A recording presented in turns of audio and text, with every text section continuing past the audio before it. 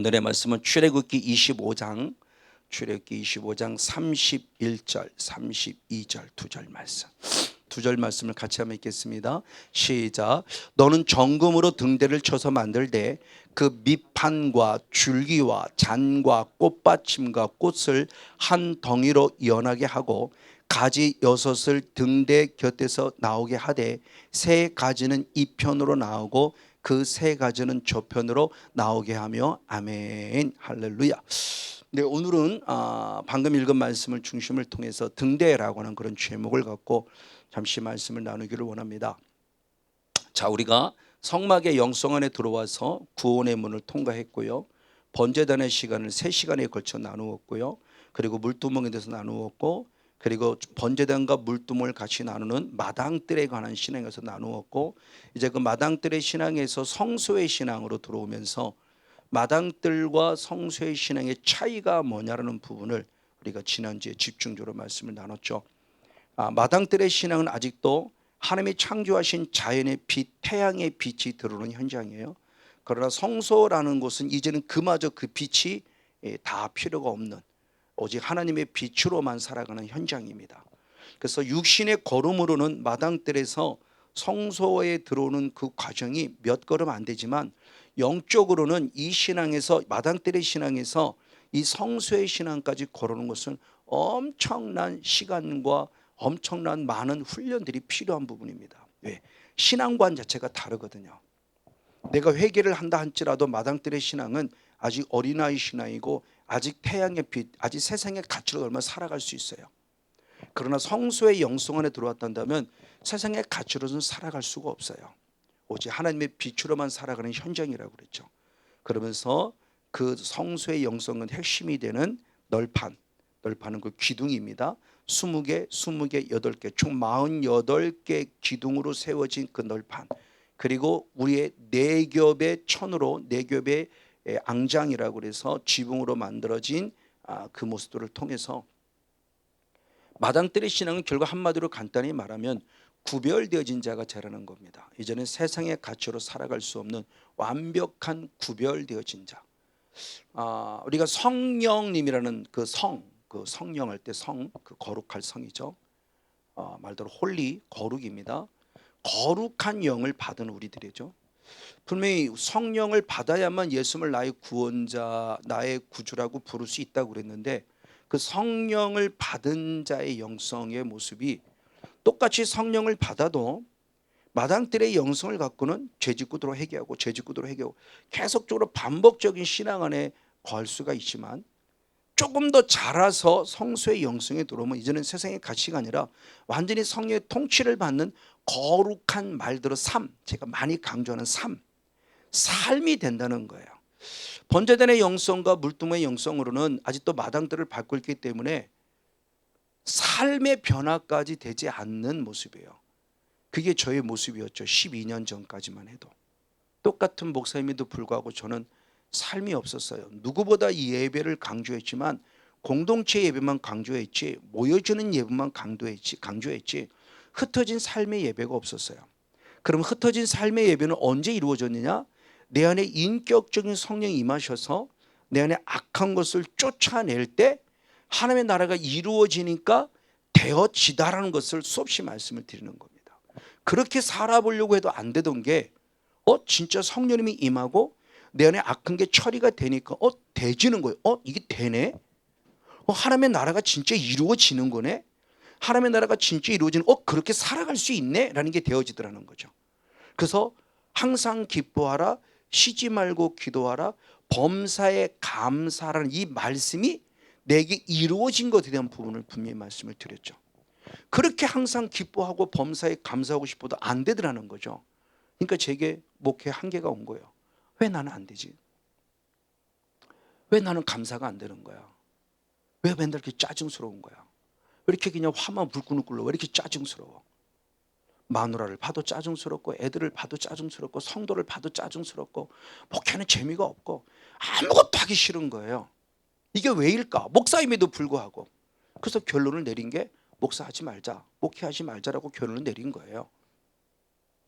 그런데 하나님의 특별한 은혜로 사울이 다메섹 도상에서 하나님을 만나듯 저도 2012년 2009년 9월 달에 하나님을 인격적으로 만나고 나서 이거네, 대지네, 말씀이 진리네, 진리 말씀 진짜 이루어지네, 진짜 말씀대로 사라지네. 그렇게 말씀대로 살고 싶어질 때는 말씀대로 안 사라지더니 정말 그분이 내게 임하셔서 내 악한 게 처리되니까 말씀대로 사라지는 삶을 경험하는 거죠. 부족하지만 이제 성소의 영성 안에 조금 들어온 거예요. 저도 이제서야. 그래서 이제 구별되어진 삶을 살려고 애쓰고, 부족하지만 우리 교회 성도님들에게 조금이나마 본이 되어지고, 그래서 나도 목사님처럼만 살아야 되겠다고 이렇게 결단하게 되는 각오를 만든다는 게 얼마나 감사한지요. 아직도 부족하지만 그나마 그래도 가장 감사한 것은 아내에게 인정받는 게 감사하고 자녀들에게 인정받는 게 감사하죠. 성도들에게 인정받는 것도 중요하지만 진짜 중요한 건 가족으로부터 인정받는 게 진짜 감사한 거예요. 맞아요. 이게 진짜라는 걸 저는 느끼는 겁니다. 맞아. 이런 성소의 영성 안에서 철저히 구별되어진 삶을 살아야 될 부분을 말씀을 드리면서, 그럼 이제 성소라는 것에 들어왔더니 성소라는 것에 들어와서는 그럼 뭐가 있냐는 겁니다. 자, 이게 성막 전체를 한다면은 문은 하나이죠. 그리고 번제단을 우리가 나누었고 우리가 물두멍까지 나눴어요. 그리고 또 하나의 단계가 있으니 이제 성소라는 것이죠. 그래서 구별됐을 때 성소 안에서 성소와 지성소가 또 나눠져요. 조금 더 깊이 있는 신앙을 말하죠. 이제 그런 분들 차분차분 다뤄보도록 하겠고, 어쨌든 성소 안에 들어왔을 때 여기에 앙장이 4개가 충분히 덮어져 있죠. 그래서 철저히 세상과 구별되어진 삶을 살 것을 말씀드리면서 성소 안에 가장 먼저 들어왔더니 이쪽에 떡상이 있고요. 그리고 이쪽 가운데 분향단이 있고요. 여기에 등대가 있었죠. 그래서 오늘은 이제 가장 중요한 핵심이 이 성소 안에 들어와서도 떡상도 중요하고 분향단도 중요하지만 진짜는 이게 중요합니다. 아무리 떡상이 있고 아무리 분향단이 있어도 이 등대가 없으면 여기는 무용지물이에요. 깜깜하니까 무용지물이에요. 그러니까 이 떡상이 있고 분향단이 있으려면 반드시 먼저 등대가 있어야 돼요. 그래서 제사장적 사명은 뭐냐? 이거는 매일마다 가서 불을 붙여야 돼요. 여기를 꺼지지 않도록, 깜깜하지 않도록. 그래서 오늘은 등대라고 하는 이 부분에 대한 부분을 한번 말씀을 나눠보려고 합니다. 자, 그분을 생각해 보면서 먼저 한번 등대에 관한 그림을 한번 보도록 할게요. 우리 성도들도 봤지만 우리 한번 등대에 관한 부분을 한번 보도록 하겠습니다. 네, 전체적인 성소를 먼저 한번 보여줄게요. 전체적인 성소를 한번. 자, 이게 지금 성소 안에 또 그림이 보여집니다. 성소 안의 모습을 좀 보여준 겁니다. 저쪽에 있는 게 지금 이게 이제 등대고요. 등대고 이게 떡상이고 분향단입니다. 자, 이 모습을 돌아보면서 우리가 아까 봤던 한번 등대를 다시 한번 보여줍니다. 등대가 어떤 모습으로 되어져 있는지. 네, 지금 이게 제사장이 등대에 가서 불을 밝히는 겁니다. 지금 등대가 저렇게 되어 있다는 겁니다. 가운데 줄기가 있고요. 그리고 이쪽에 3개씩 가지가 있어 총 7개의 가지가 있고 7개의 맨 위에 주발들이 있어요. 잔. 그래서 7개의 잔이 돼 있다라고 하는 이 등대. 이것이 먼저 딱 그림으로 그려져서 이것을 통해서 이것이 갖는 영적 의미가 뭘까라는 부분을 한번 생각해 보려고 해요. 다시 한번 본문으로 돌아와서, 자, 그러면서 이제 저 말씀들을 보면은 출애굽기 25장, 26장, 27장의 말씀을 보면은 이 등대가 어디서 있냐? 남쪽에 있습니다. 남쪽에 등대가 있고 북쪽에 맞서서 북쪽에 떡상이 있고 가운데 분향단이 있습니다. 그래서 방금 등대를 봤지만 그 등대의 모습이 지금 어떻게 되어 있냐?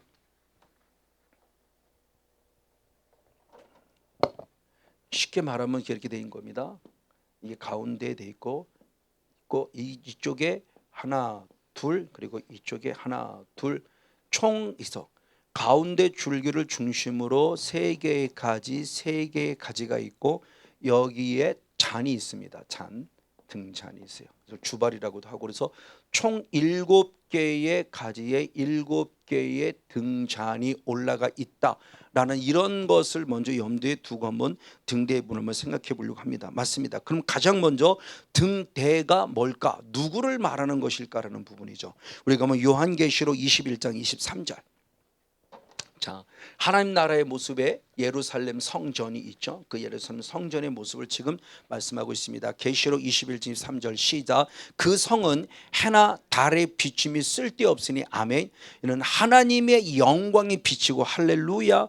하나님의 어린 양이 그 등이 되심이라. 아멘. 이제 하나님 나라의 새 예루살렘 성전을 지금 안을 지금 사도 요한이 환상 가운데 보는 거죠. 자, 하나님의 영광의 빛이 비친다. 하나님의 영광의 빛이 비치는데 누굴 통해서 비치느냐? 예수. 그럼 이 예수님이 누구냐 그랬을 때 이 예수님이 방금 얘기한 바로 이 등이라는 거지. 이 등대. 이 등대가 바로 예수님. 그래서 하나님의 영광의 빛을 통해서 예수님을 통해서 지금 성전이 밝게 빛나고 하는 거죠. 그래서 주로 천국을 갔다 왔다는 사람 이야기를 들으면 그런 얘기를 합니다. 예수님은 봤어요, 얼굴을. 왜? 예수님은 육신으로 오신 분이니까 봤어요. 그러나 하나님의 얼굴을 봤다는 사람은 아무도 없어요. 그냥 말 그대로 빛이라고 표현하죠. 빛. 우리가 감히 볼 수 없는 강력한 빛이에요. 그럴 때 모든 사람이 저분은 하나님이라고 깨닫는다는 거죠. 그 강력한 빛인데 그 빛이, 영광의 빛이 예수님을 통해서 비추면서 하나님 나라가 그렇게 환하게 비추어져 있다는 걸 지금 말하고 있는데, 그때 이 등이 뭐냐 할 때 예수님이라는 겁니다. 예수님이 곧 우리의 등대. 그래서 처음에도 말씀을 드렸지만 시브리서 8장 5절 말씀에 분명히 성막인데, 이 성막은 원래 어디에 있던 거다? 하나님의 나라. 창조주의 영의 세계는 하늘에 있는 것이 그대로 내려온 거예요. 원래 하늘에 있던 겁니다. 영의 세계 그대로. 그러니까 그 모든 성막의 모형들 속에서 우리는 다 예수님을 보게 되는 거, 하나님의 나라를 보게 되는 거라고 수없이 말씀을 드렸어요.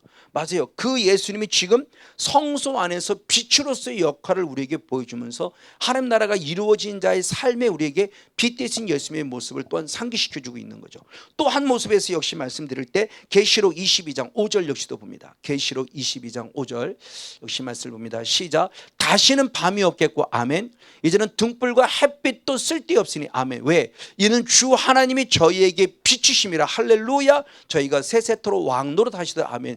누구의 빛이? 하나님의 빛이 그 하나님 나라에 가득하니까 어두운 곳이 하나도 있을 수 없는 거죠.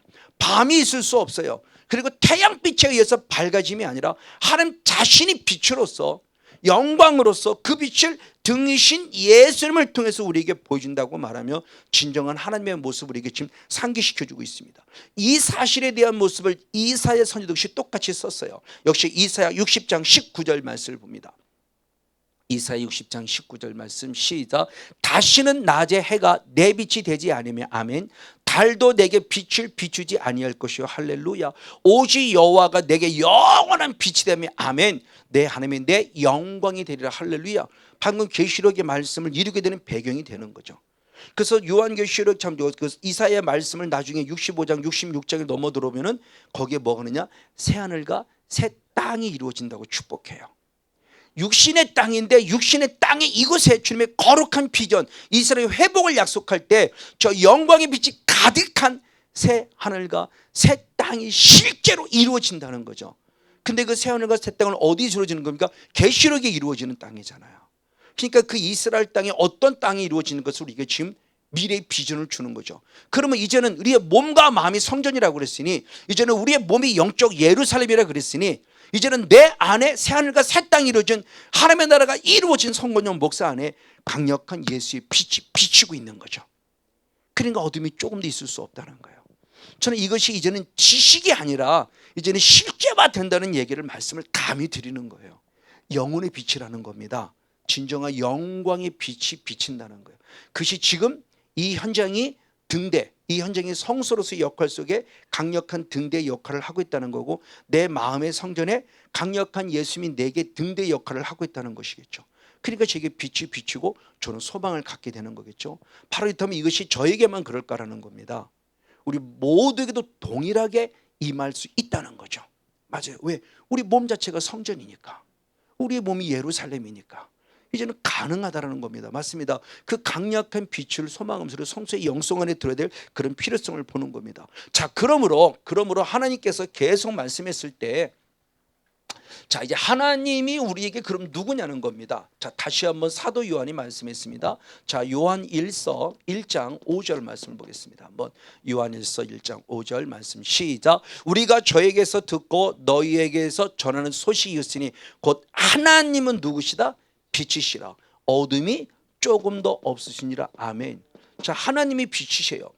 자, 지금까지 빛의 개념은, 성소의 개념은 영의 세계 하나님의 나라의 모습을 지금 우리가 생각해 봤다면 이제는 실제적으로 하나님이 빛이라는 거예요. 그러면서 또한 요한복음 8장 한번 12절 역시 말씀을 봅니다.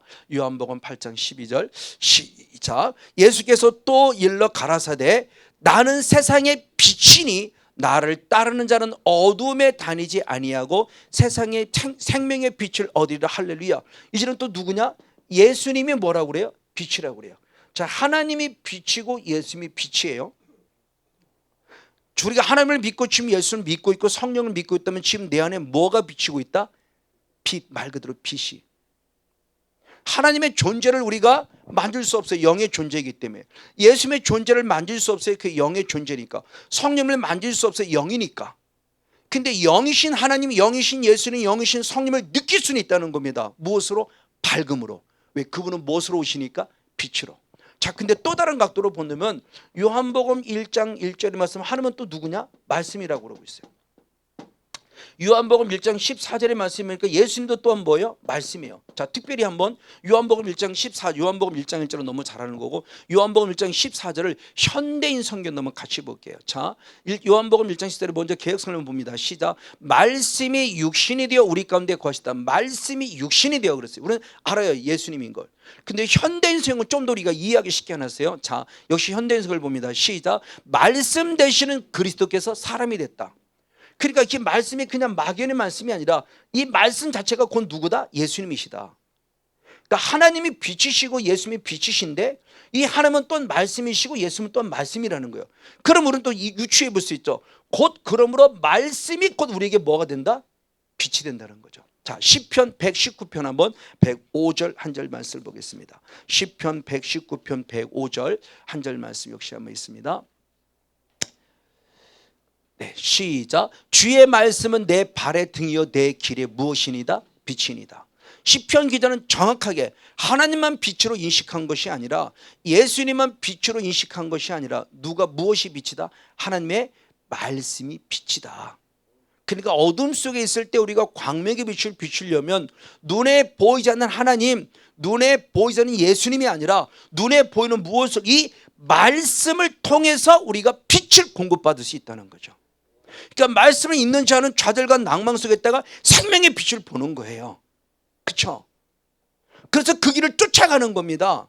그렇죠? 실제로 이스라엘 백성으로 구름기둥과 불기둥으로 실제 인도하셨어요. 육의 눈에 보이는. 그럼 우리들 속에서 지금 구름기둥과 불기둥이 모르니 말씀으로 지금 비춰주는 거예요. 그 당시 그들에게는 기록되어진 말씀이 없었어요. 들려지는 말씀을 따라간다면 이제는 우리에게는 모세오경 이후로 모세를 통해서 주님이 십계명의 말씀을 주시면서 기록되어진 말씀을 이제 우리에게 주셨단 말이에요. 그럼 우리는 이제 이 기록된 이 말씀이 내게 무엇이냐? 빛인 거죠. 그러니까 어둠을 가다가도 빛된 길을 쫓아가야 되는 거죠. 맞습니다. 바로 그 모습이요. 그 삶을 살았던 누구냐? 역시 솔로몬이에요. 그래서 솔로몬도 똑같은 말을 하는 겁니다. 누구보다 좌절했고 낭만 하나님을 떠나본 경험도 있던 그 솔로몬이 뭐라고 했는가? 잠언서 6장 23절 말씀을 역시 봅니다. 잠언서 6장 23절 시작. 대저 명령은 등불이고 법은 빛이고 훈계 책망은 곧 생명의 길이라. 할렐루야. 깨닫는 거예요. 하나님의 말씀이 진정한 빛이구나. 내가 가고 싶은 길을 갔던 그 어둠이 아니라 하나님이 가게 하시는 그 길은 빛된 길. 그 가게 하시는 길이 때로는 십자가의 길이고 고난의 길이지만 그 길이 빛이더라는 거죠. 육의 눈으로 보는 고난 때문에 못 갔던 길인데 영안이 열리고 보니까 육의 눈으로 보는 굴곡, 육의 눈으로 보는 돌 같은 것들은 그건 넘어가 보니까 거기에 진정한 빛이 있더라는 거죠. 십자가 이면에 빛이 있던 것처럼, 그래서 주님은 십자가 이면에 있는 광명의 빛을 보고 오늘의 고난을 이긴 것처럼 부족하지만 저도 그 과정을 걸으면서 이겨가고 있다고 수없이 말씀을 드렸죠. 예수님이 이미 이겨놓으신 그 승리의 길을 저는 묵묵히 따라갑니다. 그래서 십자가의 길이 곧 영광의 길이죠. 십자가의 길이 곧 부활의 길이에요. 그러니까 십자가의 길을 걸어가지 않고는 부활의 길이 있을 수 없어요. 우리는 반드시 십자가의 고난의 길을 걸어가야 돼요. 솔로몬도 그런 경험, 베드로도 그런 실패의 경험을 했기 때문에 진짜 참 신앙이 뭔지를 알아요. 성공한 사람은 실패를 몰라요. 실패해 본 사람이 성공의 맛을 아는 거고요. 그러니까 지금 솔로몬도 말하는 겁니다. 맞습니다. 진정한 나의 빛은 하나님의 말씀이라는 사실을 지금 솔로몬이 인정하고 있고, 신약서는 베드로 역시도 마찬가지입니다. 베드로후서 1장 19절 한 절 말씀 같이 봅니다. 베드로후서 1장 19절 다시 같이 있습니다. 시작. 또 우리에게 더 확실한 예언이 있어 어두운 데 비추는 등불과 같으니 날이 새어 샛별이 너희 마음에 떠오르기까지 너희가 이것을 주의하는 것이 가니라. 아멘. 자, 우리의 근로는 예언이 돼 있어요. 그러니까 우리가 예언을 쓰니까 은사적인 개념의 예언으로 자꾸 생각해요. 저기서 어떤 때는 말씀을 문자 자체로 볼 때도 있지만 항상 의미를 살필 때 말씀을 드리는데, 저기서는 저 예언의 은사라고 하는 그런 은사의 개념의 예언이 아니에요. 예언된 선자의 말씀을 차원에 얘기하는 그 예언입니다. 그래서 그걸 좀 더 보충 설명을 훨씬 더 세번역 성경이 잘 설명했어요. 한번 세번역 성경도 같이 보겠습니다. 저 세번역 성경 베드로후서 시작. 또 우리에게는 더욱 확실한 예언의 말씀이 있습니다. 그 예언의 말씀이 내게 빛입니다라는 걸 얘기를 하는 거예요. 예언되어진 말씀, 그러니까 예언의 은사 속에서 예언된 말씀이 아니라 선지자에 의해서 선포된 예언의 말씀. 그러니까 쉬웁시겠지만 신약 성경에 써 있는 성경이라는 개념은 원래는 어디에 있는 걸 얘기하냐? 구약 성경, 우리가 흔히 율법이라고 우습게 여기는 구약 성경을 다 얘기하는 거예요. 예수님도 다 구약 성경을 인용했어요. 최고 많이 인용한 이사야 선지자부터 시작해서 그 선지자, 그 이사야부터 마지막 말라기까지 그들이 기록된 성경뿐만 아니라 기록되지 않은 또한 엘리야나 엘리사나 수없는 선자들이 그 모든 선자가 예언한 그 모든 예언의 말씀들이 결국 우리에게 뭐냐? 빛이 되었다는 걸 베드로가 인정해 드리는 거예요. 그렇죠? 우리는 그래서 빛을 보는 거잖아요. 창세기부터 요한계시록까지 계속 빛을 보는 거예요. 어둠을 보는 것이 좌절과 낭망에서 빛을 보고 새로 살 길을 찾아가는 것처럼 지금 그 모습을 얘기를 하는 겁니다. 결국 등대는 뭐냐? 같은 일 안다면 등대는 아까 얘기했던 삼위일체 하나님이 곧 빛이시요 그분들이 하신 말씀이 빛이라는 걸 얘기하고 있다. 그래서 등대를 여러분 지금 성소 안에 딱 여러분 이미지를 그 성소 딱 들어갔을 때 내가 눈을 감았지만 지금 이렇게 해서 성령이 예수님이 하나님이 빛을 비추고 있구나. 말씀을 통해 빛을 비추고 있구나. 내게 어둠이라 광명이다. 바로 이것을 우리가 그림으로 빨리 그릴 수 있죠. 환상이 보이지 않으면 이미지 그림을 한번 그려보라는 겁니다. 그냥 막연히 기도하지 말고 내가 성소의 영성 안에 들어가는 기도, 번제들은 말씀드렸지만 내가 구원임을 들을 때 죄를 했을 때 번제들 앞에 내가 무릎 꿇어서 진짜 한 마리 양 예수님에게 내 죄를 전이시키고 그 예수를 죽이는 걸 직접 그림을 한번 그려보면서 기도해보라는 거예요. 그럼 철저한 회개가 될 거라는 거예요. 근데 이런 의식들을 안 가지니까 하나님 잘못해서 용서해 주세요. 별로 죄의식 없어요. 하나님 잘못해서 용서해 주세요. 이 번제단의 그림이 안 그려지는 거죠.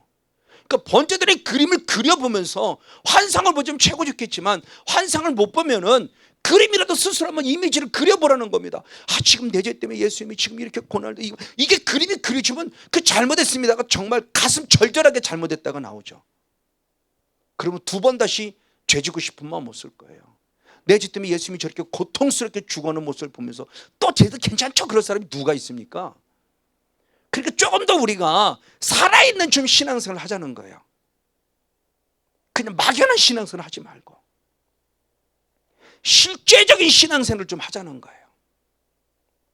관습적인 신앙생활이 아니라 바리새인화된 신앙생활이 아니라 세리와 같은 신앙생활을 하자는 거죠. 어떤 지금 그 모습을 이게 보여주면서 진정한 모습을 보여주는 거예요. 자, 그러면서 다시 한 번 더 이제 다시 앞으로 돌아가서 그리고 아까 또 얘기했을 때 분명히 말씀드리기를 그러면 등대가 좌운대 줄기를 중심으로 좌우 세 가지씩 쭉 6가지 총 7개의 가지가 있다고 그랬어요. 그러면 이 7개의 가지가 이 가지 위에 뭐가 있냐? 잔이 있다고 그랬어요. 잔. 그 성경에 보면은 출애굽기 25장 7절에 그렇게 표현되어 있습니다. 출애굽기 한번 25장 7절 한번 봅니다. 시작. 등잔 몇을 만들어라? 7.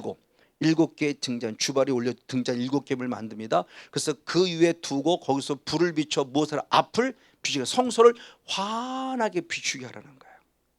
자, 그러면서 7개의 등잔, 7개의 등불이 있는 거죠.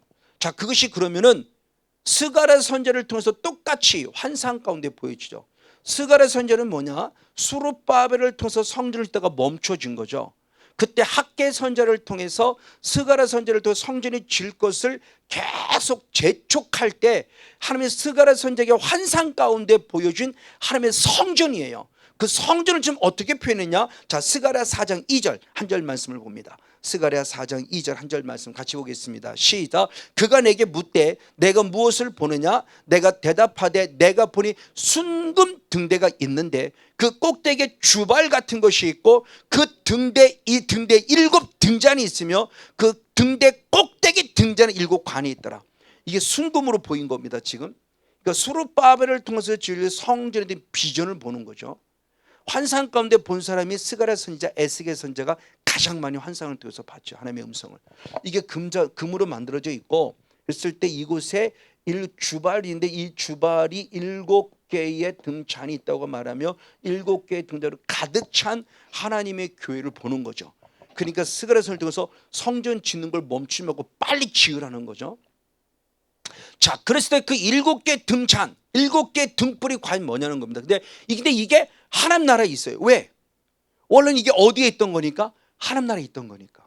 당연히 하나님 나라에 있어야 되죠. 그래서 계시록 4장 5절은 그렇게 표현됐습니다. 계시록 4장 5절 하나님이 계신 곳에 함께 있는 모습을 보여줍니다. 시작. 보좌로부터 번개와 음성과 내성이 나고 보좌 앞에 7 등불 켠 것이 있으니 이는 하나님의 7 영이라. 자, 하나님이 여기서 앉아 계시는데 하나님 앞에 보좌가 있던 보좌 앞인데 여기에 뭐가 있다? 7 등불이 있는 거예요. 7 등불이 켜져 있어요. 하나님이 계시고 보좌 우편에 예수님이 계시고 지금 보좌 앞에 등불이 켜 있어요. 7개 등불이 켜있는데 이 7개 등불이 뭐다? 하나님의 7 영이다 그랬어요. 7 영. 7 영. 자, 이게 하나님 나라의 모습을 보는 겁니다. 사도 요한이 하나님이 그 영혼을 끌고 올라가는 거죠. 환상이 아니라 그 영혼 자체를 끌고 올라가서 하나님 나라 가보니까 진짜 하나님 나라의 모습을 보는 거예요. 하나님이 계시고 보좌 우편에 예수님이 계시고 물론 뒤에 24 장로들이 있고 지금 뭐 엄청난 일들이 벌어지는데 그 앞에 7개의 등불이 켰는데 그게 7 영이라고 그러는 거예요. 참 7 영이라는 게 뭐냐는 거예요. 많은 해석들이 있어요.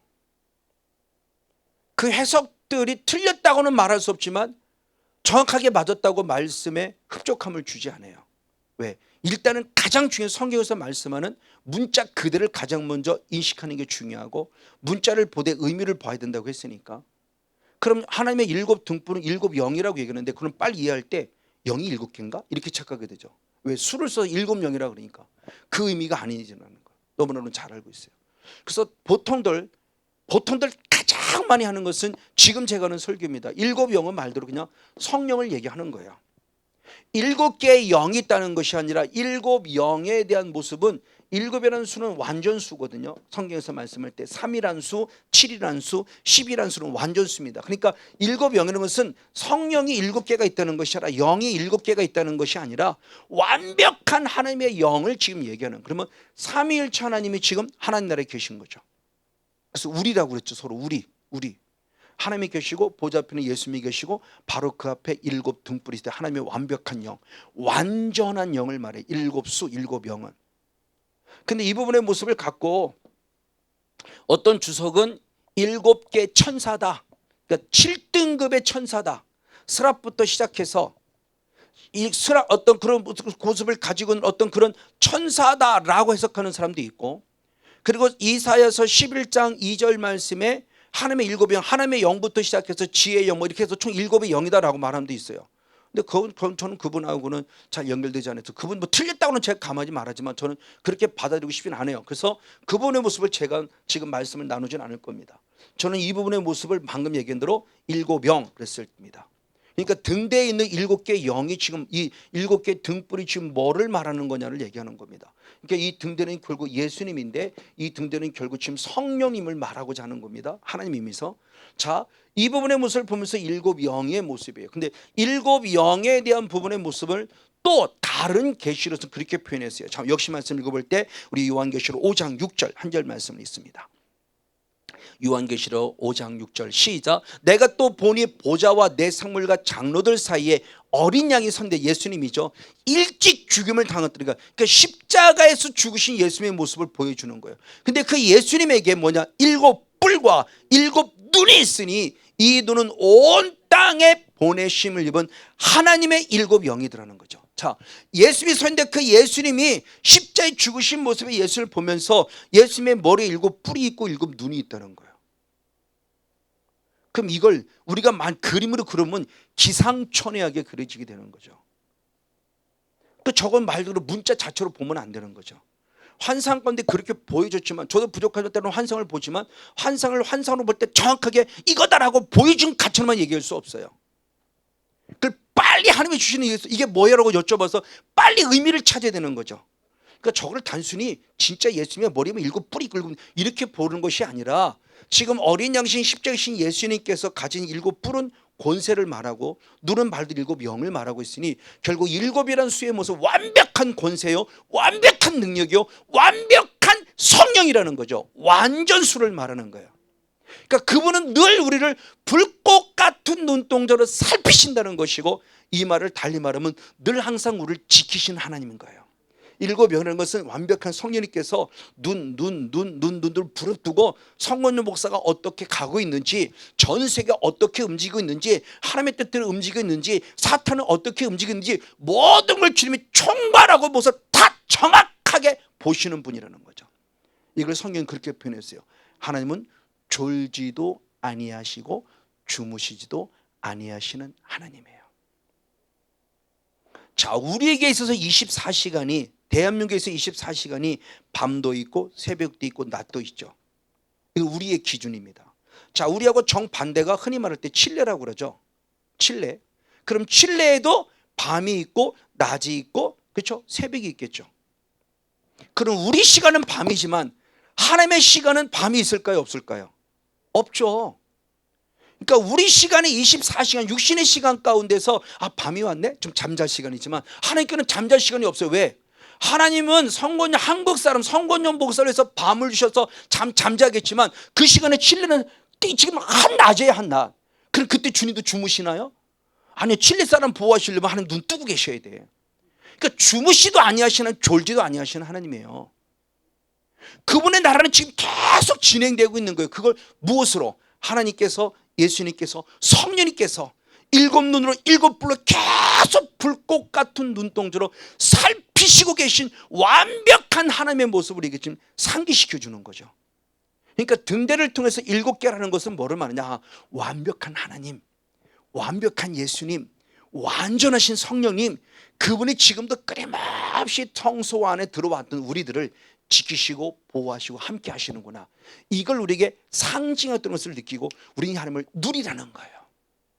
하나님은 나를 떠나셨지라고 괜히 삐지지 말고요. 하나님이 내 기도 안 들으셔도 삐지지 말고요. 저도 한때는 그런 줄 알았어요. 하나님이 내 기도 안 들어주신 줄 알았어요. 왜? 나는 그렇게 울고불고 하는데 하나님이 내 기도 뭐 되는 게 없으니까. 그러니까 저는 결국 목회를 포기하려고 한 거고, 그래도 할 수 있는 유일한 기도가 안 되지만 그래도 할 수 있는 기도는 뭐냐? 주님, 나 좀 살려주세요. 하나님, 정말 나 정말 죽을 것 같아요. 나 좀 살려주셔야 돼요. 이게 저의 간절한 유일한 기도예요. 다른 기도 할 게 없어요. 왜? 기도가 안 돼요. 저는 기도가 안 된다는 사람을 100% 이해합니다. 기도를 하려고 하지만 기도가 안 돼요. 어느 순간부터 기도가 제가 안 되더라고요. 근데 할 수 있는 마지막 유일한 기도는 주님, 나 좀 살려주세요. 나 정말 죽을 것 같아요, 하나님. 그리고는 2009년도 9월 달에 바로 기쁨에 가서 한 예언을 받을 때 한 남자로부터 목사님을 봤는데, 그 남자 목사님을 통해서 첫 번째 음성이 뭐냐? 내 사랑하는 아들아, 그만 울어라. 나는 너의 눈물을 봤다는 거예요. 그것 때문에 그만 울라는 말하면 제가 통곡하고 울었어요. 아니 그만 울라는 말 때 왜? 너는 기뻐서 울었어요. 왜? 주님이 내 기도를 안 들어주는 줄 알았는데 듣고 계셨다는 거잖아요. 나를 불꽃 같은 눈으로 보고 계셨다는 거잖아요. 저는 그게 너무너무 감사해. 정말 펑펑펑 소리내며 울었어요. 정말 엉엉엉 울었어요. 그만 울려가는데 전 더 울었어요. 그 전에 울 때는 속으로 울은 거예요. 가슴을 치며 마음을 찢으며 울은 거예요. 이거 누구한테 보이기 싫은데 자존심이니까. 아내한테도 말하고 싶지 않고 성도들한테도 말하고 싶지 않고. 근데 하나님은 보셨다는 거죠. 왜? 그분은 7개의 눈을 갖고 계시니까. 지금 불꽃 같은 눈동자로 졸지도 주무시도 아니하시고 보신 거예요.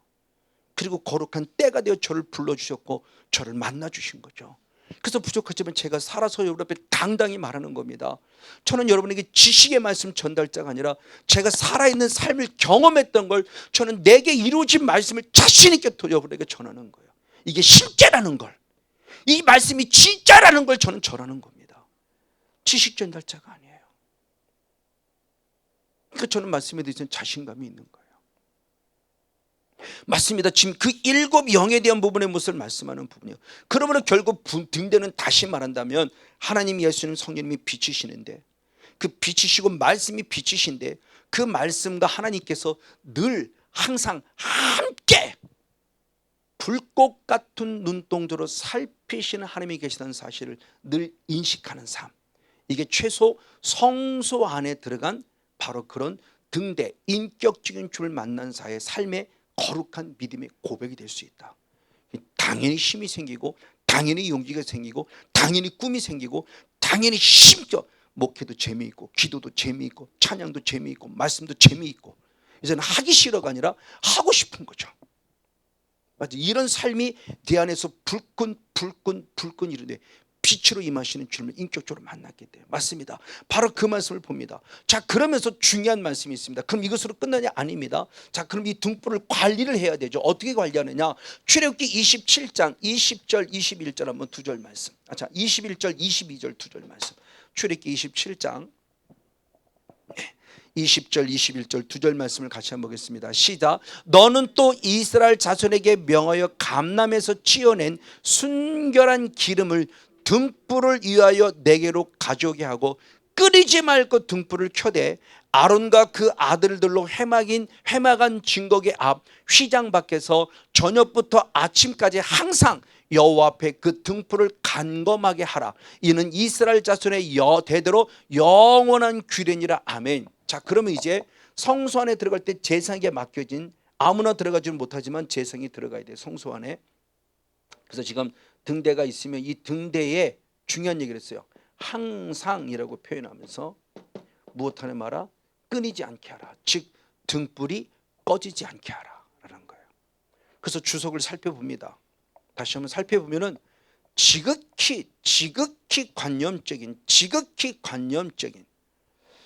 그것과는 제 마음이 시원하질 않아요. 그럼 하나님, 저도 왕 같은 재상이라는 재상 권세를 주셨는데 그럼 나는 등불을 꺼지자는 게 뭡니까? 그냥 단순히 가서 기도 열심히 하랍니까? 예배 열심히 드리라는 얘기입니까? 그냥 일반적으로 들어왔던 설교기도 하고요.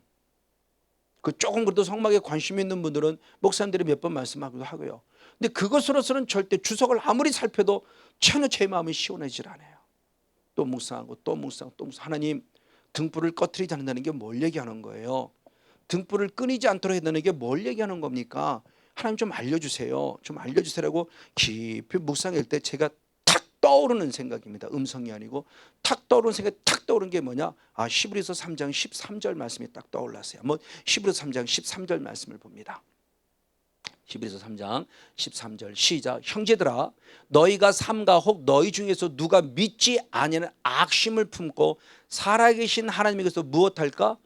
떨어질까 염려. 그러니까 등불을 꺼뜨리지 말라고 하는 것이 뭐지? 라고 했을 때 하나님으로부터 떨어지지 말라는 거구나. 하나님을 늘 가까이 하라고 하는 거구나. 야고보 사도는 야고보 4장 7절 8절 말씀에 하나님을 가까이 하라. 하나님을 가까이 하라. 그러니까 등불을 붙이기 위해서는 제사장은 수시로 드나들어야 돼요. 수시로. 아니 오히려 사무엘상의 말씀을 보면은 사무엘은 이 자리를 떠나지 않았다고 그랬어요. 여호와의 언약궤가 있는 이 등불을 이 등불을 꺼지지 않게 하기 위해, 이게 제사장의 사명이죠.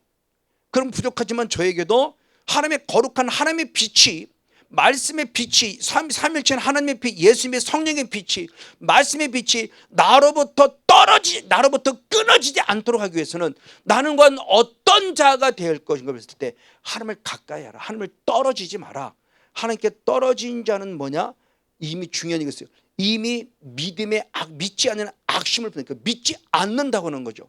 그럼 저에게를 믿지 않는 자에게 말하는 게 아니잖아요. 하나님을 믿는다고 하는 자들에게 말할 때 하나님부터 떨어지지 마라. 떨어졌다는 것은 네가 이미 나를 믿지 않는 악심을 품은 거다. 이 말씀의 의미를 잘 생각해야 됩니다. 떨어지지 말라고는 바로 이 말씀, 그러니까 하나님에서 떨어지지 말라는 바로 이 말씀을 또 다른 의미로 살펴보면은 대표적인 예가 에베소 교회를 책망할 때 주님이 하신 말씀이 있어요. 자, 계시록 2장 한번 4절의 말씀을 봅니다. 계시록 2장의 4절 역시 한번 간문 한 목소리 있습니다. 시작. 그러나 너를 책망할 것이 있으니 너의 무엇이다? 처음 사랑을 버렸느니라. 아멘. 처음 첫사랑 때는 너무 하나님이 좋았어요. 이게 신앙이 1년 지나고 2년 지나고 3년 지나면서 어느 순간 이게 습관화된 신앙 때문에 어느 순간 루즈해져요. 이게 무기력해져요. 처음에 기도할 때는 정말 너무너무 첫사랑 때는 순수할 때는 기도한다면 정말 기도를 막 하려고 기도하는데, 이제 어느 정도 시간이 좀 5년 좀 되고 집사 되고 뭐든 기도합시다 그러면 기도가 안 돼요. 기도가 안 돼요. 지극히 습관적인 기도예요. 누구도 부인할 수 없어요. 그 정말 간절히 기도하는 사람, 큰 문제가 봉착되지 않으면 그런 사람 거의 없어요. 거의 습관적인 신앙으로. 이것이 결국 내가 알지 못하는 믿음이 떨어지고 있는 거예요. 하나님으로부터 떨어지고 있는 거예요. 그래서 제가 늘 강조하는 것은 살아계신 하나님입니다. 불꽃 같은 눈으로 살피시는 살아계신 하나님이에요. 그 하나님이 내 안에 계신다면, 그 하나님이 나를 보고 계신다는 사실을 조금만 인식을 해도 우리 신앙관 자체가 달라질 거다. 그렇게 얼렁뚱땅 대강 살지 않을 거다. 얼렁뚱땅 대강 기도하지 않을 거다. 겟세마네 동산에서 올라가 기도하는 제자들을 보고 예수님도 이렇게 나와 한시라도 깨어있어 기도할 수 없더냐. 예수님도 심히 고민되어 죽게 돼서 라고 신신당부했는데 예수님의 아픔을 전혀 못 느끼는 거죠. 십자가를 이해를 못하니까. 그러니까 다 자잖아요. 근데 주님이 기회를 영원히 주시냐? 아니요. 됐다, 이제 자라 그러면 끝이에요. 다 마귀들에 다 속아 넘어가잖아요. 제가 그런 거 우리가 지금 그래 왔어요. 우리 신앙관이 지금 얼마나 우리가 잘못되는 걸 지금 얘기하는 겁니다. 자, 그럼 중요해요. 그럼 이렇게 우리가 하나님으로부터 떨어지게 만드는 자가 누구냐는 그 예수님이 직접 답을 주신 겁니다. 자, 누가복음 22장 31절 32절을 봅니다. 누가복음 22장 31절 32절 같이 한번 읽습니다. 시작. 시몬아 시몬아 보라, 사탄이 밀가부르듯 하려고 너희를 청구하였으나 그러나 내가 너를 위하여 내 믿음이 떨어지지 않길 위해 기도하였으니 너는 돌이킨 후에 아멘 내 형제를 굳게 하라. 할렐루야. 자, 악한 사탄 마귀가 예수님께 와서 제자들을 건들 기회를 달라고 청구했다는 거예요. 그래서 주님은 알기 때문에 너희가 시험에 들정에 깨어있어 기도하라고 했는데 기도할 기회를 전다 기도하지 못했잖아요. 그러니까 다 마귀의 밥이 된 거예요. 주님이 중보기도 하셨던 거죠. 믿음에서 떨어지 않기 위해서 기도했는데, 그리고 우리들에도 기도할 기회를 줬는데 다 시험 들고 말았어요. 왜? 기도하지 않았고 하나님부터 떨어졌다는 겁니다. 마귀가 와서 지금도 끊임없이 성목사를 흔드는 거죠. 기도하지 마, 괜찮아, 오늘 하루도 쉬는 거 괜찮아. 이제 하루도 쉬는 게 괜찮다가 이게 1년이 되고 이게 한 달이 되고 1년이 되니까 문제도 저처럼 기도가 안 돼가지고 큰 코 다치는 거죠. 기도가 안 되는 거예요. 그때는 하고 싶어도 안 돼요. 그렇죠? 에서가 와서 말하잖아요. 하나님, 회개할 기회 좀 주세요. 눈물로 기도했어요. 눈물 흘린다고 다 회개냐? 아니요. 그럼 눈물 없다고 회개가 아니에요. 아니, 눈물 없어도 회개가 되고요. 눈물 있다고 다 회개가 아니에요. 에서는 눈물로 기도했어요, 하나님께. 근데 하나님의 답은 간단했습니다. 나는 이미 너를 버렸어. 그러므로 내가 너에게 회개할 기회를 주지 않아. 늦어요. 그때 가면. 지금이라는 이 기회를 놓치면 늦어요. 그러니까 너무너무 중요한 거예요. 지금 하나님께서 나와 우리들에게 지금 뭐라고 말씀하시냐. 등대 영성 안에 들어왔다면 이게 여기 깨달아지면 내가 등대 영성 안에 들어온 건데 저게 깨달지 못하면 지금 내가 성소의 영성, 등대 영성 안에 못 들어온 거죠. 바로 그 모습을 지금 말씀하면서 너무너무 중요한 것을 말씀하고 있는 부분이 맞습니다. 그렇기 때문에 주님께서는 에베소 4장 27절 말씀과 30절에 중요한 얘기를 했어요. 자, 에베소 4장 20절, 27절, 30절 두 절을 봅니다. 에베소 4장 시작. 마귀로 틈을 타지 못하게 하라. 아멘. 왜? 마귀로 틈 타는 결과가 뭐냐? 하나님의 성령을 근심하게 하지 말라. 그 안에서 너희가 구속의 날까지 인치심을 받았니라. 그러니까 마귀로 틈 타지 못하는, 마귀가 틈을 탔다는 게 뭐냐? 결국 성령으로 말미암아 무엇하게 하는 거예요? 근심케 하는 거예요. 그러니까 마귀로 틈을 탔다는 것은 지금 내가 하나님으로부터 멀리 떨어져 가는 거죠. 하나님께 가까이 아니라 멀리. 베드로는 결국 예수님을 멀찍이 따라갔다가 주님 부인하고 말았어요. 정말 저 여러분 다시 한번 생각해 보세요. 때로는 가까이 있지만 엠마오처럼 두 제자는 내 곁에 있는 예수님을 전혀 인지하지 못해요. 가까이 있다고 해서 정말 그 자가 아니니까 살아있는 신앙을 해야 된다는 겁니다. 엠마오로 내려간 두 제자는 살아있는 신앙이 죽은 신앙이죠.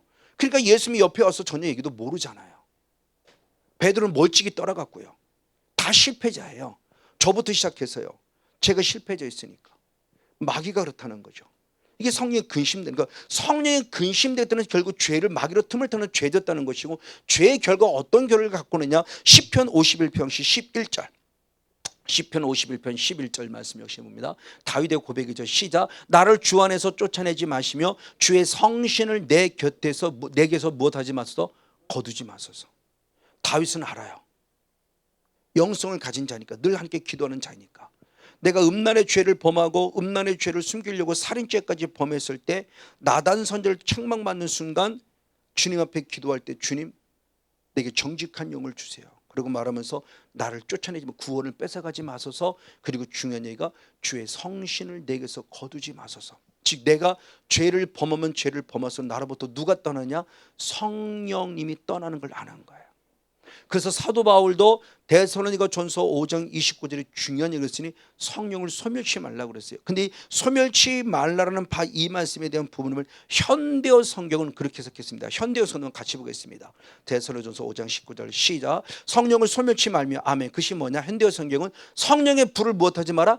끄트리지 마라. 그 성령의 불이 꺼지고 있다는 거죠. 성령의 불이 깐당 까는 거. 저는 깐당 한 거예요 그때. 그러니까 기도가 안 되는, 그러니까 등대의 용을 통해서 분향단의 영성을 해서 기도가 돼야 되는데 저는 기도가 안 된 것은 성령의 불이 깐당 꺼지기 직전까지 갔던 거예요. 바로 이게 저의 모습이었다는 거죠. 그래서 주님 말씀하는 부분에 성령의 불을 꺼뜨리지 말라는 겁니다. 그런 대표적인 사람이 있죠. 사울왕이죠. 사울왕은 성령의 불이 꺼졌다. 어떠냐? 그냥 단순히 성령의 불로만 꺼졌다고 끝나는 게 아니에요. 성령의 불로 꺼지면 얼마나 좋아요. 다시 붙이면 되는데, 근데 성령의 불이 꺼지면 그 자를 누군가가 차지한다는 거예요. 다시. 그게 누구냐는, 그게 문제였던 거예요. 그게 사울왕에 비쳤으니 사무엘상 16장 14절의 말씀을 봅니다. 사무엘상 16장 14절 말씀 역시 봅니다. 네, 같이 한번 보겠습니다. 시작. 여호와의 신이 사울에게서 떠났어요. 근데 떠나면 괜찮은데 떠나는 그 순간에 여호와의 부르신 악신이 그를 뭐 했어요? 번뇌했어요. 그러니까 성령이 떠나면 다시 채우면 되는데 성령이 떠나는 순간 다른 놈이 와서 자리를 잡는 거예요. 그러니까 이 몸을 누구라고 마지막에 자기 집이라고 그러잖아요. 나쁜 놈이. 성령님의 집인데, 성령님이 왕인데, 성령의 전인데 나쁜 놈이 자기 집이라고 그러잖아요. 떳떳하게 요구해. 그놈은요, 내 집이야 그럽니다. 성목사 너 하나님의 거 아니야, 내 거야 이러는 거예요. 그 성령을 떠나도 돼요? 죄돼도 괜찮아요? 어디요? 그래서 수없이 강조, 제발 그런 말 좀 하지 말라고요. 우리 안에 악한 영이 어디 있냐고요? 그럼 저는 묻고 싶은 거예요. 당신은 그럼 죄 안 짓습니까? 죄 안 지으면 그는 분명히 악한 영이 없는 거예요. 그렇죠? 죄를 안 지으면. 왜? 죄를 짓는 대로 마귀에 속한다고 했으니까. 근데 그가 의도하든 의도하든 내가 죄를 짓고 있으면 이미 많은 악한 적에 속한 거예요. 사탄이 내게 합법적으로 들어와 있는 거라고요. 신학을 말하지 말고 성경을 말하자고요. 자, 그분의 모습입니다. 악한 영이 자리 잡고 있는 모습이 맞아요. 저런 사람이 또 한 사람이 있습니다. 누구냐? 엘리 제사장이에요. 그럼 엘리 제사장은 어떤 모습을 가지고 있었냐? 사무엘상 3장 2절 3절을 봅니다. 사무엘 3장 2절 3절 시작. 엘리의 눈이 점점 어두워서 잘 보지 못할 때 그때는 그가 어디에 있어요? 자기 처소. 제사장의 사명은 지금 뭐예요? 등불을 밝히러 가야 되는데 등불을 밝히지 않고 자기는 지금 왜? 어둡다고, 눈이 깜깜하다고, 눈이 잘 못 본다고 자기 사명을 감당하지 못하는 거죠. 그 상황이 뭐 3절이 뭐냐면 하나님의 등불은 아직 못하더니 꺼지지 않았다. 하나님의 등불을 아직 꺼지지 않았다는 것은 지금 꺼져가고 있다는 거죠. 꺼질랑 말랑 하고 있는데 그때 그 자리를 누가 지켰냐? 사무엘은 하나님의 궤가 있는 여호와의 전에 누워있더라. 그러니까 등불 제사장으로서 제사장이 아님에도 불구하고 제사장으로 사명을 감당하는 지금 이 안에 누가 있다? 사무엘이 있다. 원래는 누가 있어야 할 자리다? 엘리사장. 성건용 목사가 있어야 할 자리를 성건용 목사가 없고 이걸 지금 성도가 와서 지키고 있다. 그럼 여기에서 사랑의 교회 안에서 바로 이 자리에서 지금 성령의 등불이 꺼져가겠죠. 그렇죠? 내가 지켜야 될 자리인데 성건용 목사가 지켜야 할 자리인데 제가 지키지 않는다면 여기는 꺼져가고 있는 거예요. 지금요. 성도도 당연히 불을 땡겨야 되지만 성건용 목사라는 사람이 지켜야죠. 제사장이 지켜야죠. 여기를 안 지키면서 성도 보고 기도해, 그런 말이 안 된다는 거죠. 지금 성령의 불이 꺼져가고 있는 안타까운 현실입니다. 왜? 나는 내 처소에 가 있어요. 아니요, 성건용 목사의 처소는 어디냐? 등불을 꺼뜨리지 않고서 이곳에 있어야 된다는 겁니다. 내 마음의 성전에 늘 성령이 계셔야 되는데 어느 순간 내 마음의 성전은 성령을 떠나고 있어요. 불이 꺼져가고 있다고요. 지금요. 이런 모습을 예수님은 신부의 모습을 얘기하면서 마태복음 25장에 예를 들었습니다. 슬기로운 5처녀와 미련한 5처녀가 있는데 예수님이 신랑 되시면 늦으셨어요. 깜깜한 밤이 됐어요. 밤이 되면 당연히 등불이 필요하죠. 그래서 등대를 들고 나가려고 하고 보니까 내 안에 기름이 없어요. 그래서 슬기로운 사람 보고 너는 기름을 참 준비했구나, 너는 참 똑똑하고 슬기롭구나, 기름 좀 줄래? 그랬더니 아니요, 남한테 기름 줄 새가 없어요. 이제는. 왜? 이미 깜깜해요. 나도 등불을 채워야 될 때예요. 그래서 살아간 사이에 오는 순간 이미 문은 탁하다고 닫혀버렸어요. 저 여러분의 삶 속에 지금 등불을 꺼뜨리지 말하는 게 결국 뭐냐는 거예요. 내가 하나님부터 이미 멀어진 거예요. 생각 자체가 멀어졌어요.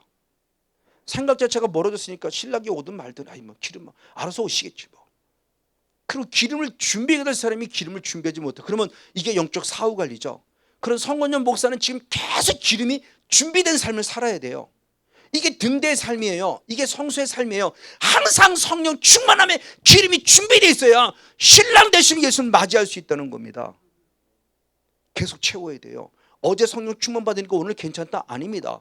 어제 것은 어제 것, 오늘 새롭게 새 영, 신선한 영을 공급받아서 오늘 다시 성령 충만함으로 준비되어 주를 맞이할 준비가 돼야 된다는 겁니다.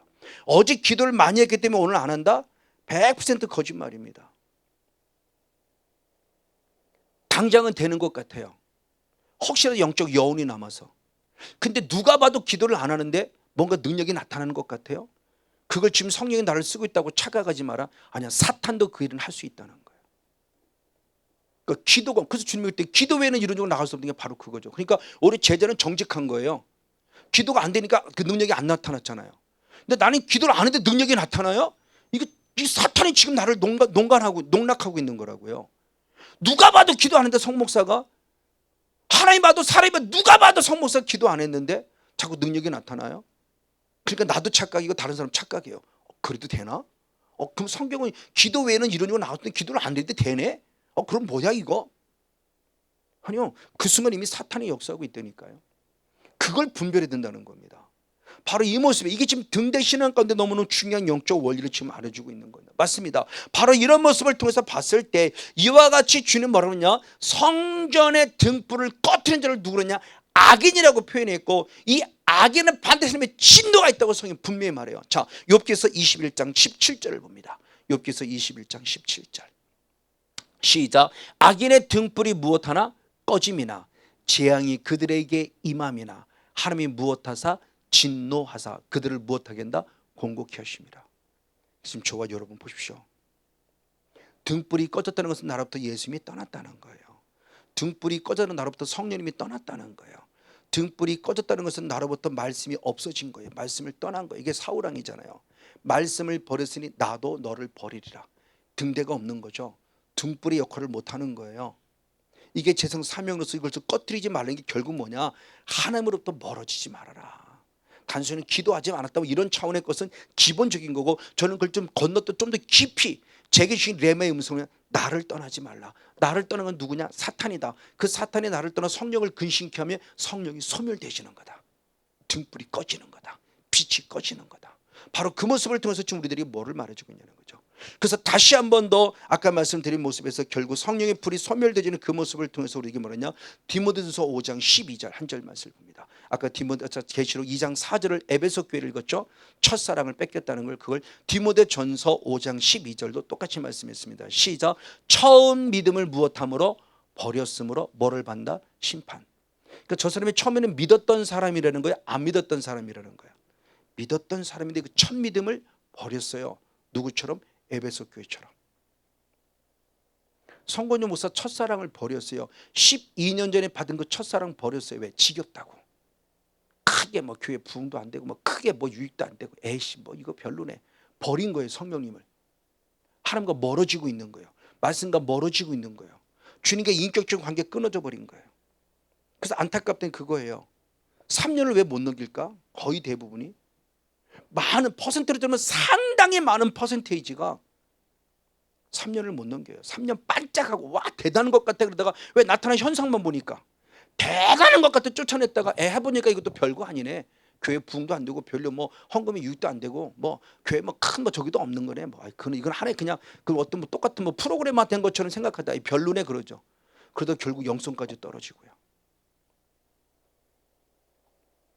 그렇죠. 저는 수없이겠어요.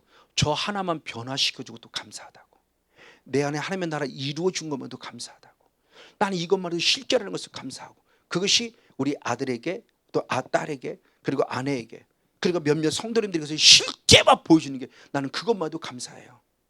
뭐 성도 100명 1000명 아니요, 나는 내게 맡겨지 이제는 한 달한테 맞는 이거라도 나는 저도 땅에 묻지 않는다. 이거라도 최선을 다하고 있는 거. 지금 이거 땅에 안 묻으려고요. 왜? 그거만 또 뺏어갈 거 아니에요. 사탄이 와서 또 빌미 줄 거 아니에요. 그럼 이 한 달한테만 해도 뺏기지 말자. 괜히 쓸데없는 1000명 10,000명 100명 이거 꿈꾸지 말자. 내게 있는 한 명이라도 소중히 여기자. 하나님의 양으로 여기자. 그에게 최선을 다하자. 그에게 말씀해 주고 그리고 중국의 끊임없는 기도 그리고 철저한 주님의 사랑을 흘려보내자. 지금 이 모습을 가지고 최선을 다하고 있는 거죠. 지금 그게 제게 있는 첫사랑을 빼앗기지 않는 것이고 처음 믿음을 저버리지 않기를 원하는 제 간절한 신앙의 고백이기도 해요. 맞습니다. 그러면 중요합니다. 혹시라도 만약 빼앗겼다 한다면 나는 어떻게 할 것이냐는 거죠. 당연히 회개죠. 끊임없이 말씀했어요. 1순위는. 그래서 사도행전 2장 38절의 말씀에 회개하라 죄사함을 받아라. 그러면 무엇으로? 성령을 선물로 받으리라. 그러니까 이 모습을 계속 내가 유지해야 되는 거예요. 그래서 고린도후서 2장에서는 너는 그리스도의 향기라고 말했고 고린도후서 3장에서는 너는 그리스도의 빛이라고 참 그리스도의 편지라고 말씀했고 고린도후서 4장에 너는 그리스도의 빛이라고 말하며 고린도서 4장 4절은 그렇게 표현했습니다. 한번 4장 6절 말씀을 같이 보겠습니다. 고린도서 4장 6절 같이 있습니다. 시작. 어두운 데서 빛을 하시던 아멘. 그 하나님께서 예수 그리스도의 얼굴에 있는 하나님의 영광에 아는 빛을 우리 마음에 못했다? 비춰주셨다. 그러니까 어둠 속에 있는 나에게 예수님의 강력한 빛이 비쳤는데 그 예수님의 빛이 비치는 그 예수님의 빛이 뭐냐? 하나님의 영광을 아는 빛이에요. 그러니까 예수님에게 하나님을 아는 영의 강력한 빛이 예수님을 통해 우리에게 지금 내 마음속에 비춰졌다. 그럼 이제 나는 누구냐는 거죠. 이 등대의 빛을 감당하는 나의 존재의 모습은 누구냐는 것을 얘기합니다. 그래서 에베소 5장 8절의 말씀에 이제는 빛의 자녀라고 표현했어요. 그럼 빛의 자녀는 뭐냐? 나 빛의 자녀야? 이거 되냐? 아니요. 자, 발광체인 예수님의 강력한 빛이 내 안에 들어왔어요. 그럼 나는 이제 그 빛을 비추는 반사체가 돼야 돼요. 깨끗하면 깨끗할수록 정확한 반사체가 되겠죠. 그렇죠? 거울이 더러우면 더울수록 빛이 반사가 약할 거예요. 그러나 깨끗하면 깨끗해서 빛이 확실하게 비춰줄 거예요. 그 성건영 목사가 깨끗하면 깨끗할수록 살아계신 하나님을 정확하게 비춰줄 거예요. 근데 내가 더러우면 더러울수록 정말 저게 지식으로 전달하는 말씀이지, 지식의 말씀도 안 들려지고, 저게 진짜 저 성 목사가 예수님을 경험했다는 건지 이게 전혀 못 느끼지 않단다면, 아, 저기서 듣는 설교라 그 사람 설교 듣는 똑같구만, 이렇게밖에 안 되는 거죠. 그러나 저는 제가 진짜 만난 하나님을, 제가 만난 예수님을, 제가 만난 성령님을 정확하게 전달하려고 최선을 다해서 지금 애쓰고 있는 거예요. 바로 그 빛입니다. 그러면 그 빛된 삶이 있어야 돼요. 삶. 성건영 목사의 삶이 있어야 돼요. 그것이 바로 세상의 빛으로서의 착한 일이라고 그랬고, 그 착한 일을 하는 게 영광을 돌려요. 왜? 영광의 빛이 들어왔으니 당연히 영광을 돌려야 되죠. 그래서 마태복음 5장 14절부터 16절의 말씀이 그렇게 표현했습니다. 마태복음 5장 14절로부터 16절 말씀 역시 있습니다. 시작. 너희는 세상의 빛이라. 아멘. 산 위에 있는 동네가 숨기지 못할 것이요 사람이 등불을 켜서 말 아래 두지 아니하고 등경 위에 두나니 이러므로 집안 모든 사람에게 비추느니라. 아멘. 그렇죠? 남편의 모습 때문에 아빠의 모습이 내 집안에 쫙 비쳤어요. 그래서 아내에게 빛이 들어갔고요, 아들에게 빛이 들어갔고, 딸에게 빛이 들어갔어요. 그겁니다. 그것이 결국 뭐냐? 이같이 너희 빛을 모든 사람 앞에 비추게 하여 저희로 너의 착한 행실을 보고 하늘에 계신 너희 아버지께 무엇을 돌리게 하라? 영광을 돌리게 하라. 할렐루야. 예수님이 이 삶을 친히 사셨고, 예수님의 제자들이 이 삶을 살았고, 베드로가 이 삶을 살았고, 바울이 이 삶을 살았고, 그렇죠? 저도 이제 이 삶을 살고 있고, 그래서 이제는 말할 때 항상 삶의 예배 성공자가 되세요. 삶이 돼야 됩니다. 그게 신앙입니다. 그게 신앙 생활입니다. 근데 그동안은 저는 신앙과 신앙생활을 딸리했어요. 설교 끝나고 하면 다시 세상으로 돌아가서 언제 말씀 들었는지 막 이게 아니고, 그 말씀을 또 묵상하는 거죠.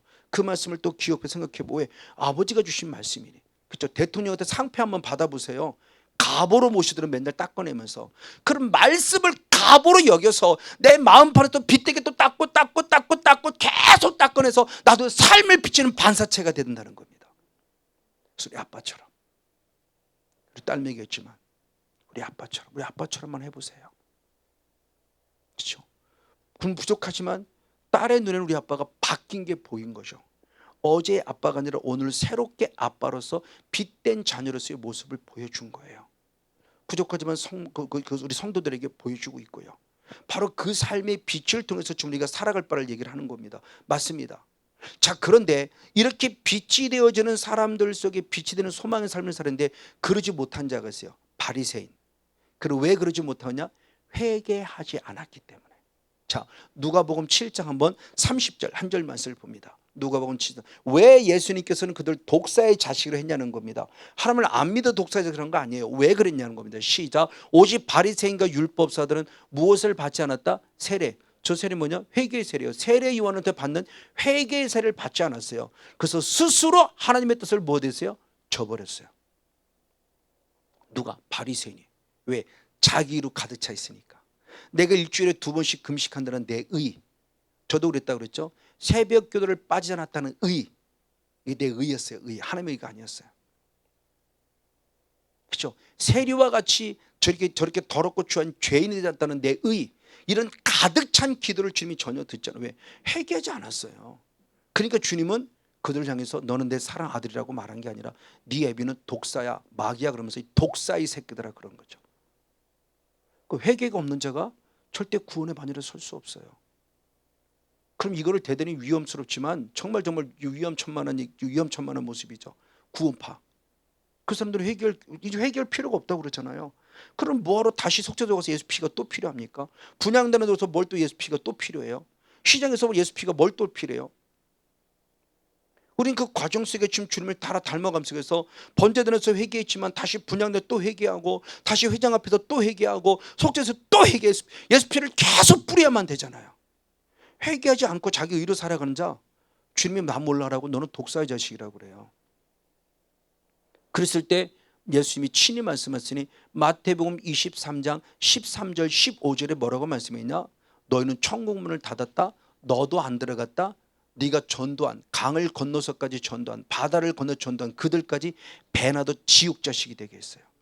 전도했다고요? 아니요. 사람 데려온 게 아니요.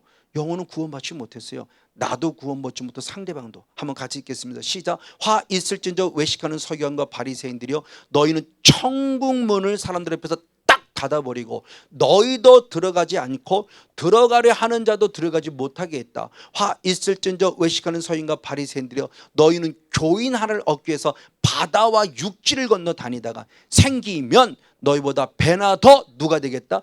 지옥 자식. 나도 지옥 자식이고 배 들어가는 사람마저 배나도 지옥 자식이 되겠다고 성경은 책망하고 있어요. 맞습니다. 오히려 말은 우리는 나도 살고 남도 살려야 되는데 나도 죽고 남도 죽었어요.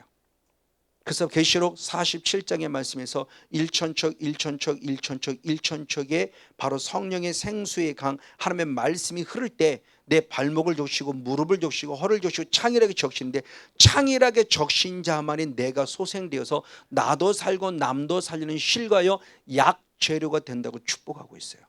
그러니까 내가 살아야 남을 살릴 수 있다는 거예요. 내가 그러니까 바리새인은 내가 죽은데 누굴 살려요? 전도했어요? 아니요. 나도 죽고 상대방도 죽었어요. 배나도 지옥 자식 되겠어요. 이게 성건용 목사의 삶을 몰라요. 그러니까 12년 전에 아마 제가 그랬어요. 그러니까 성도들이 하나씩 떠나간 거죠. 하나님께서 아마 그들을 살 길을 찾게 더 훌륭하신 목사님 만나라고 보냈을 것 같아요. 지금 생각하면 그나마 감사해요. 물론 끝까지 남아서 지금까지 함께한 분들도 감사하지만 그분 때문에 내가 정신 차렸어요. 왜? 그때마다 교회가 부흥대 갔었으니까 한 70명 되니까 조금만 100명 선배님들이 그러거든요. 30명이 이 라인이고 30명 건너뛰면 50명이고 50명 조금 넘어 70명 70명 건너 100명인데 그 70명의 라인만 넘어가면 이제 100명이라는 내 나름대로 꿈을 꾸고 있었죠. 근데 그게 못 넘어간 거죠. 근데 못 넘어간 게 아니라 결국은 하나님의 거룩한 허락이죠. 사랑의 채찍이. 왜? 그것 때문에 제가 주님을 인격적으로 만났으니까요. 그 상태에서 혹시라도 부흥됐으면 아마 저 교만했을 거예요. 기도도 안 하고 에이 얼렁뚱땅해도 되네 그랬을 거예요. 지금 생각하면 너무너무 감사한 거죠. 그게 주님을 인격적으로 만난 거예요. 바로 그런 모습입니다. 맞습니다. 바로 그리고 더 많은 사람들을 깃들게 해야 돼요. 그래서 마가복음 4장 32절의 말씀에도 겨자처네가 딱 땅에 떨어졌다가 자랐어요. 자랐을 때 힘이 많은 나무 그 그늘들이 생기는 순간 많은 새들이 와서 깃들더라는 거죠. 이게 진정한 등대의 삶이에요. 왜? 성령의 빛을 비출 때 많은 사람이 빛을 따라가겠죠.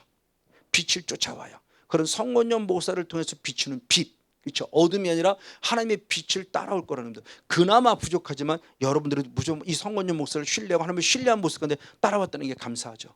그럼 저는 책임감을 가져야죠. 책임감을 갖고 말씀을 해야 되고 기도로 준비해야 되고 여러분의 그 빛을 비춰줘야 되죠. 네, 맞습니다. 빛이라고 했으니까. 맞습니다. 바로 이런 모습입니다. 그럼 이런 모습을 가지려면 다시 한번 나의 모습은 어떻게 되느냐? 회개입니다. 성령, 그러니까 늘 성령을 등대를 통해서 나는 성령 충만한 자가 돼야 돼요. 그러니까 하나 삼위일체 하나님의 빛이요 말씀의 빛을 통해서 이제 내가 성령의 충만함, 빛을 통해서 내가 성령의 충만함을 공급받는 자가 돼야 돼요. 그러면 무엇 해야 되냐? 회개된다고 그랬습니다. 회개를 해야만 된다라는 거예요. 그래서 죄 사함 받고 그리고 나아가 성령을 선물로 받아요. 그러면 성령을 선물로 받은 이유, 하나님이 성령을 선물 준 이유가 뭐냐? 방언하는 것도 중요하고 예언은 또 중요하지만 진짜 중요한 것은 저는 바로 그겁니다. 마태복음 12장 28절입니다. 한번 마태복음 12장 28절 같이 한번 읽습니다. 시작. 그러나 내가 하나님의 성령을 힘입어 아멘 귀신을 쫓아내는 것이면 하나님의 나라가 이미 너에게 임하느니라. 할렐루야. 자, 예수님이 우리에게 성령을 통해서 하신 일 가운데 여러 가지가 있지만 환상도 보시고 뭐 다 보셨겠지만 진짜 예수님이 성령 받은 건 뭐였냐? 마귀를 무엇했어요? 쫓아냈어요. 왜? 이 마귀가 지금 내게 뭐를 틈을 노리고 내게 죄를 범함으로 말면 나로부터 누구를 떠나게 하니까? 성령을 떠나게 하니까. 그 성령을 떠나보려면 성령을 근심케 하지 않으면 성령을 소멸하지 않으려면 나는 날마다 회개해서 성령을 죄를 지어 성령을 소멸케 하는 누구와 싸워야 된다? 예. 그러니까 지금도 끊임없이 영적 싸움을 싸우는. 그러면 영적 싸움을 싸울 때 단순히 저는 이제 한참을 넘어서 단순히 병 고침 받고 문제 해결하려고 싸우지 말고 하나님 나라 때문에 싸우라는 걸 얘기를 하는 거예요. 하나님 나라.